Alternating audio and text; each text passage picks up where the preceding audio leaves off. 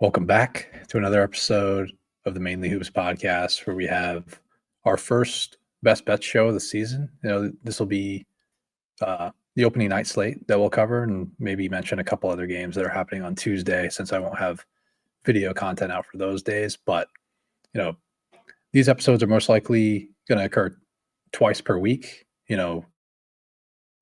One covering the early week slate, which will be Monday, Tuesday, and maybe some from Wednesday. Those will come out on Sunday night or Monday morning. And then we'll have one that covers the weekend slate that'll be recorded on Thursdays. We'll either see those out on Thursday night or Friday mornings. We'll cover Friday, Saturday, and Sunday there. Some of the lines won't be out when we record on Thursdays for the Saturday or Sunday slates, but we'll go off of KenPom, and I'll make sure to keep everyone aware of where I would, bet a game, where I would have the line at, and where I would kind of draw the line there. But before we get into it, if you're enjoying the content on this channel, please make sure to like and subscribe. It is greatly appreciated as an up and coming podcast in this space. But looking back at last season from a betting perspective, we track all of these through the Action app. But we finished up 33.6 units last season. Had a really good early season, but it would have been a much better year. We would have been in a much better spot if, we didn't have such a rough NCAA tournament. It wasn't the greatest, but, it happens. It's a really tough time of the year to bet. Lines are a little bit more efficient at that time of the year. But ultimately, if you want to track our progress, like I mentioned, make sure to follow our Action Network account, which is Mainly Hoops 1, and that's where we'll log all of our plays this season. We'll make sure to get all those logged before the game. We'll have some posts up on Twitter of the slate for the day. We'll have we'll have sides. Don't really bet totals all that much, and we'll have player props up where we saw a lot of value last year. There's a lot of money to be made in that area. It's not super high limit, but there is opportunity to make some money in that market. But overall, let's get into the best bets here. We're gonna start with a couple of the favorites that I think have real blowout potential.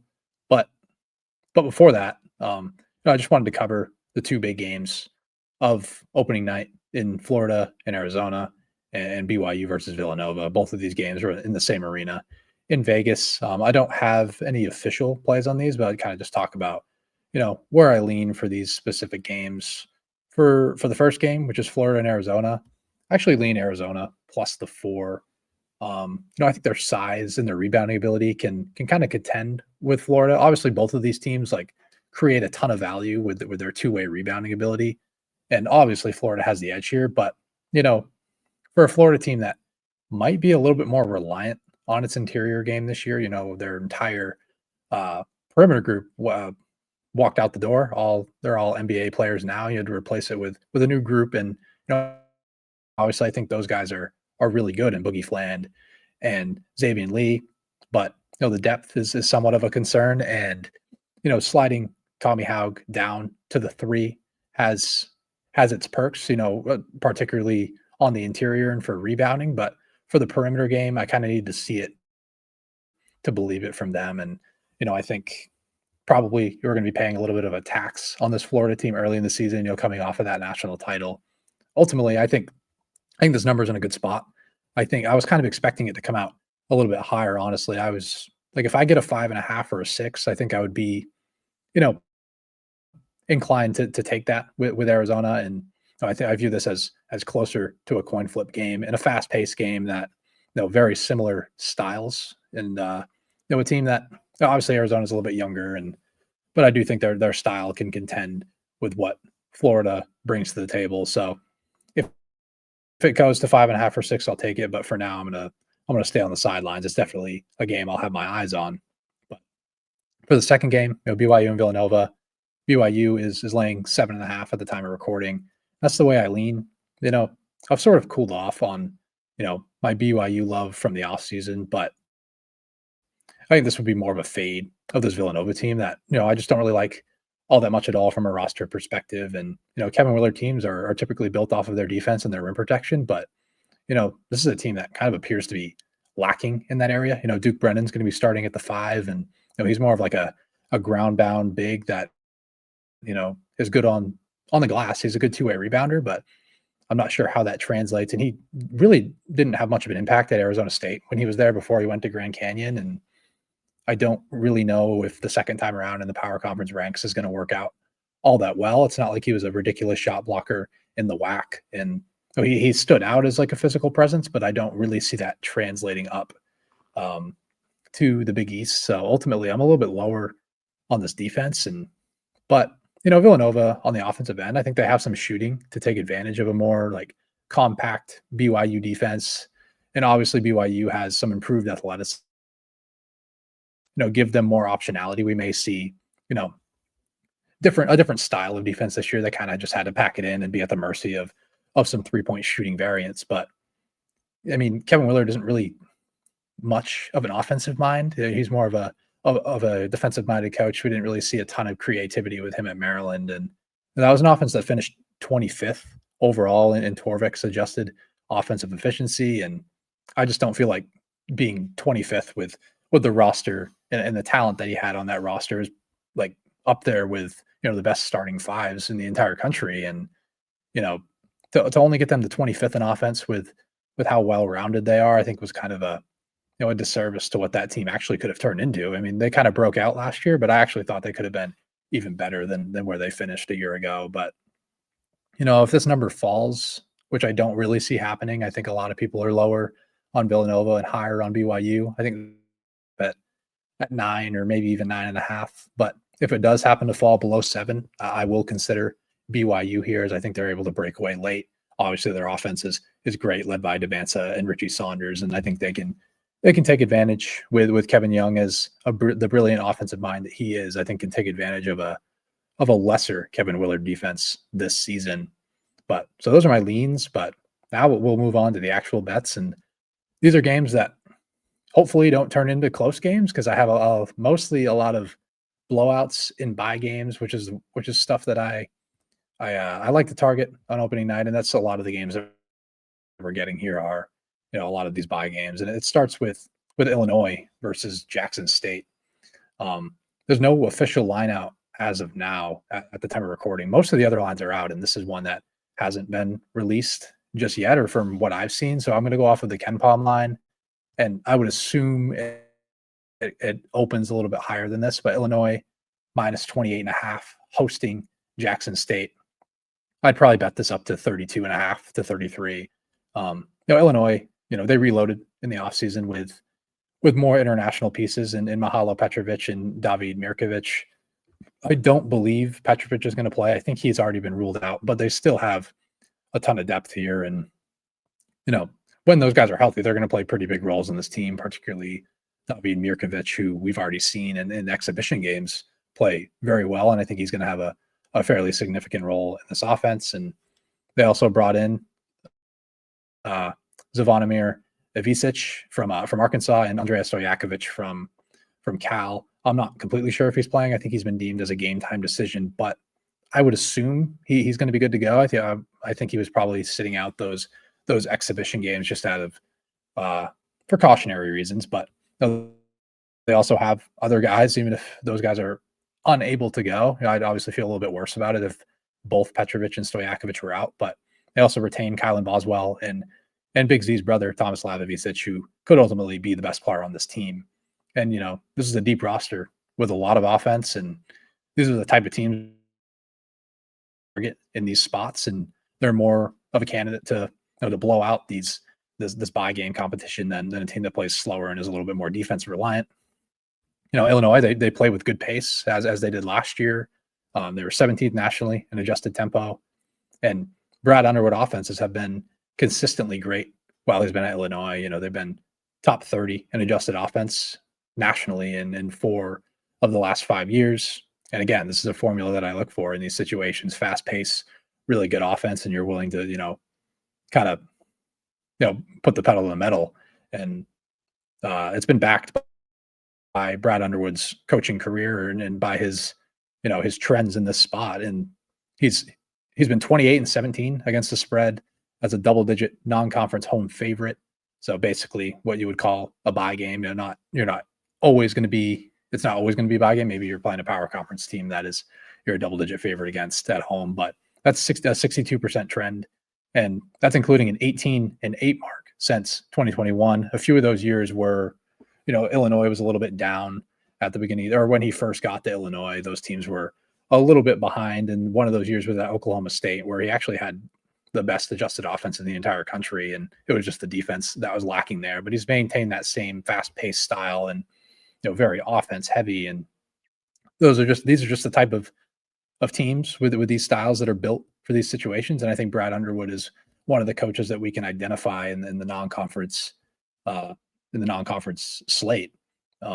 Jackson State is going to be one of the top teams in the SWAC, but this is a team that's perennially struggled to play up in these games, and they struggle, and they schedule very tough every single year. And maybe they're a little more built for it than other low major leagues, but ultimately I think they're at a massive size disadvantage. And I think against the front court depth of Illinois, I think they're just going to be a little bit too much. And Illinois is going to need to take care of the ball, as these SWAC teams really get after you and like to press at a high clip. But ultimately, I do think Illinois is a little bit too much to handle here. If it is 28.5, I'm absolutely going to lay it. But I would, like I mentioned, I'd lay this up to 32.5.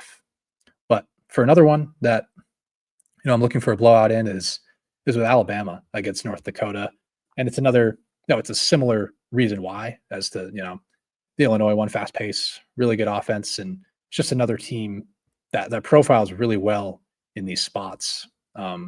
Alabama, they lost some important pieces in Mark Sears, Grant Nelson, like Mo Diabate, Cliff Amori in the front court. So, but they had so much depth last year that they were actually able to retain a good chunk of their production. And it starts with LeBaron Philon at the point guard position. He looks to kind of take over as the lead guard.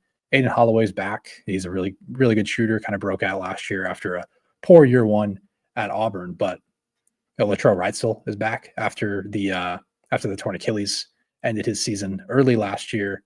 I'm pretty sure he's going to be good to go, maybe limited a little bit, but ultimately they have enough depth to handle this. And Aiden Sherrill in the front court is back, and Houston Millett is back as well, who had a medical redshirt last season. But and they added some bigs to the portal, and there's 3 4-star freshmen who appear to be ready to play a decent role. So this is a team that has the depth in the offense to really pour it on inferior opponents. Nate Oates in these spots as a double-digit non-conference home favorite is 20-12 against the spread. That's 62.5% against the spread.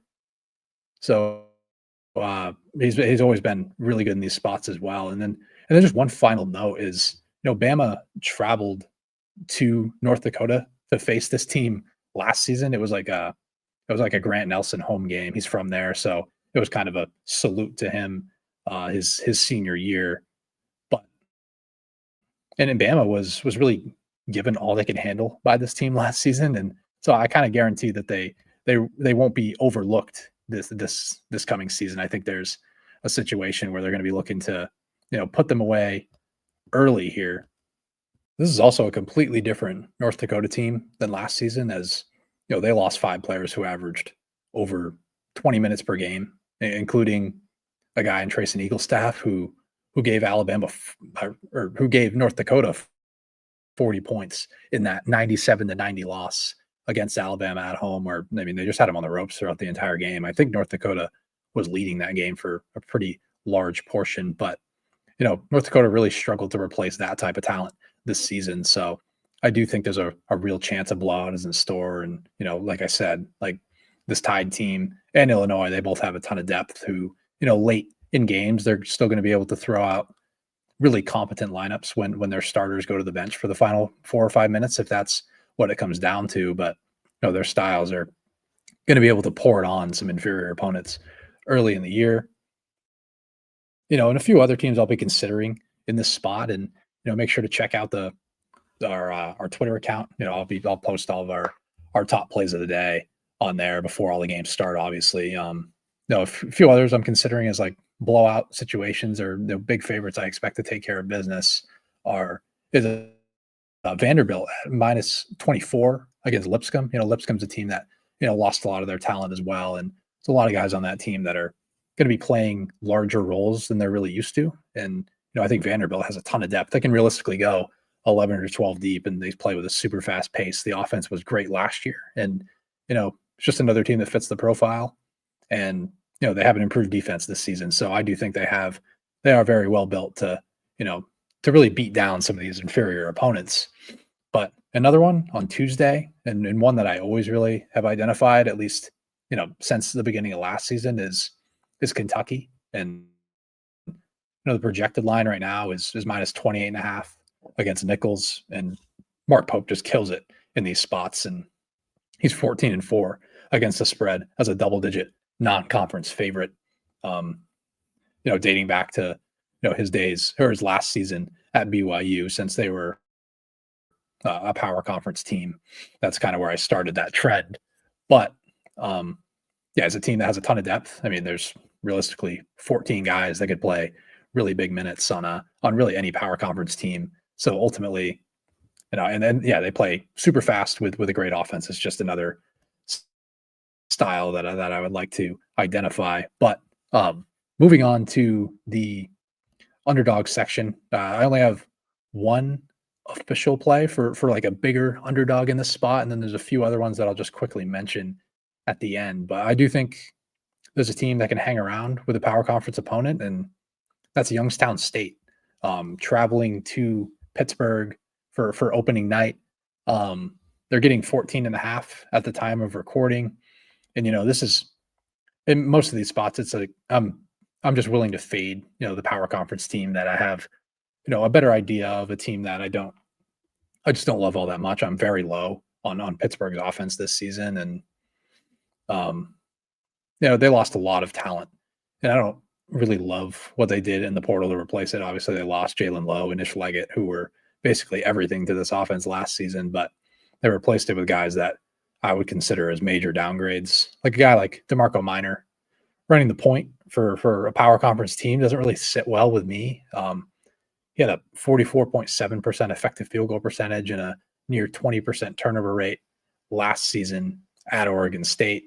Maybe Braden Cummings is a guy that can break out and step forward as a creator, but I think I need to see that in live action first. I think he's a really nice off-ball option, a nice secondary creator, but I don't really see like a plus power conference primary creator on this roster.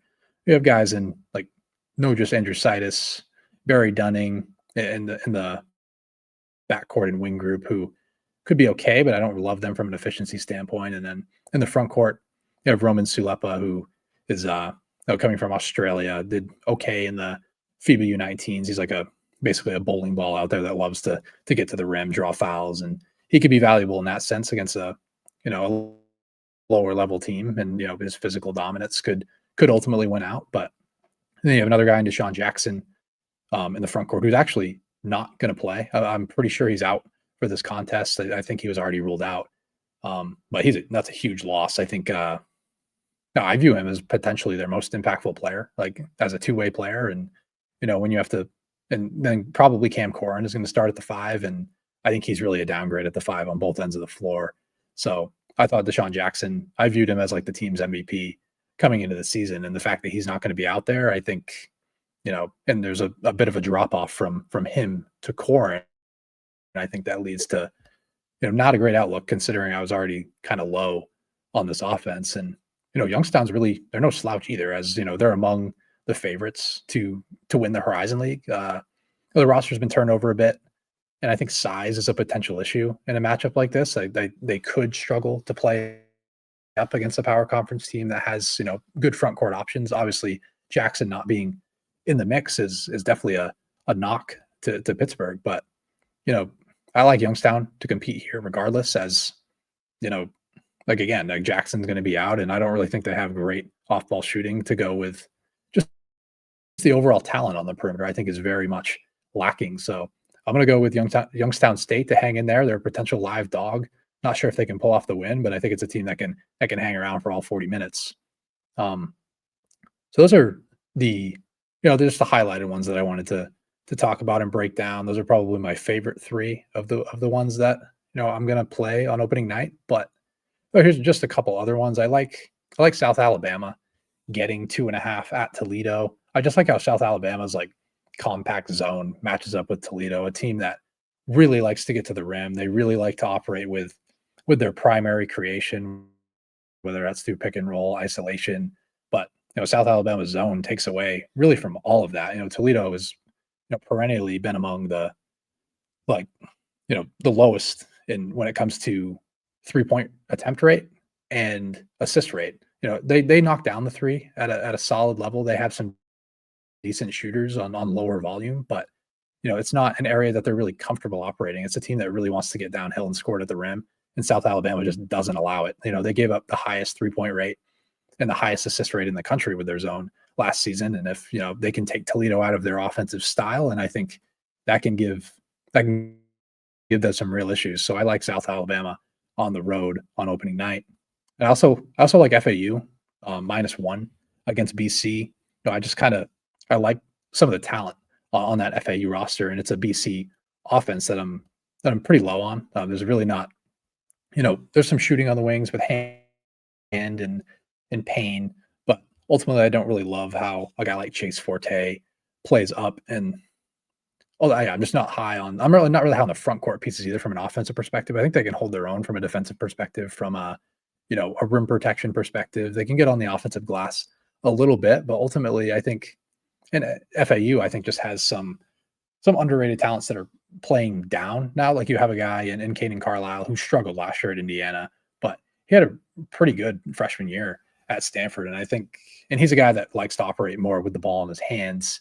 And he wasn't really able to do that as much at Indiana. And I think, transferring down to the American Conference, I think is going to give him a better chance to succeed. And I don't think he's going to be overwhelmed by a team like Boston College. And you have a guy like Nicolo Moretti, who operated as one of the point guards for FAU last season. And he actually is questionable for this game, but I would assume that he's ready to go. I haven't seen any indications that he's not going to play. But overall, I like the talent level. I think it's a little more underrated than people perceive it to be, and I'm pretty low on BC's offense this season. So those are the two others from opening night. There's a couple others on Tuesday that I'll mention before we wrap things up. I'm not going to talk about Duke and Texas in depth because we actually are releasing a game preview that kind of gives our entire thoughts on that game. So I'm not going to go into that all that much, but I do like Duke -7.5 against Texas. That's a neutral site game in Charlotte. But yeah, I just like how Duke. I don't like the matchup isn't awesome by any means, but I don't really like betting games based off of matchups early in the season. I think you can just get value on the number and you can kind of work from there. I think as the season goes on, you can kind of bet stuff more on a matchup basis, but early in the season, you're mostly betting numbers here in these spots. Obviously, you're going to bet numbers or bet based off of numbers all season long. You need to have value in the number to place the bet. But ultimately, you're kind of basing stuff more off of your ratings early in the season. I have Duke, in a higher spot than sites like KenPom, and I think Torvik has them at number 2 or 3, and that's kind of where I have them in line. So I think they're among the elite offenses in the country, and I think they'll be a very solid defense as well. May not be as good on both ends as last year, but that Duke team last year was the best team in KenPom history, I believe. So it's going to be obviously hard to meet those standards, but I'm fairly low on this Texas offense in general. I think their off-ball shooting is really in a tough spot, and I think in this matchup, it's going to be a little bit too much on Jordan Pope and Tremont Mark to really keep them in this game. So I like Duke there. A couple other ones to monitor for Tuesday. There's no lines out for these games right now, but it's Hawaii plus 13.5 at Oregon. I like this one because first off, Jackson Shellstad's not going to be playing, and this is an Oregon team that's really going to rely on Jackson Shellstad and Nate Biddle to really carry the offense throughout the year. And I know they just brought in Wei Lin from the CBA, but I'm not super high on his game. I think he's probably the best on-ball talent outside of Shellstad and Biddle, but ultimately there's not much going for them with the other pieces on this roster from a shooting perspective, from just a scoring efficiency perspective. I do like Oregon's defense quite a bit. I think they're probably a top 20 defense in the country, but without Shellstat on the floor, I think there's some disaster potential for this offense until he gets back. So I do like that Hawaii is getting double digits there, and I'll probably end up on them if I can get 13 and a half. Then one other one is Robert Morris getting 18 and a half at Iowa on opening or on Tuesday night. It's just an Iowa team that plays extremely slow. They'll be among the, you know, slowest tempos in the entire country. It wouldn't surprise me if they were all the way at the bottom at 365th in adjusted tempo at season's end. That's how it was at Drake. Maybe they play a little bit faster with a little extra talent that Ben McCollum has this season. And I like this Iowa team over the course of the entire season. I just don't love them laying big numbers, and they kind of struggled to break away from inferior opponents in the Missouri Valley when he was at Drake. But yeah, he got taken to overtime by Missouri State, I believe. It was twice. He got taken to overtime twice in those games, and those were teams that they obviously should have handled business against, but they ultimately weren't able to because of the possession count being so low, and the offensive talent isn't going to, wow anyone really. But it's the system that really drives the efficiency. But if Robert Morris is going to be getting 18 and a half, I'd probably play this down to 17 and a half or 17. I think Robert Morris is live to at least hang around. I don't think they win the game, but the possession count's so low. I think I have to grab the 18 and a half there.